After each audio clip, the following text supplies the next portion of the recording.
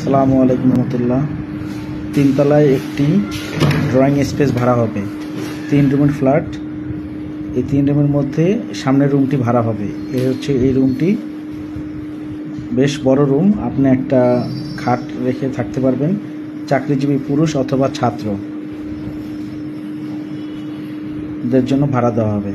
রুমটি হলো এইটাই, প্রথম রুমটি। ফ্ল্যাটে ঢোকার সাথেই যে রুমটা, সেই রুমটাই। আপনি এই ফ্ল্যাটটির মধ্যে বাথরুম এবং পাকঘর শেয়ারিং ব্যবহার করতে পারবেন। এটা হলো বাথরুম, ব্যবহার করতে পারেন। পাকঘর ব্যবহার করতে পারবেন নিজে। প্রিপেড কার্ড সিস্টেম, বিল আলাদা, কারেন্ট এবং গ্যাস বিল আপনার।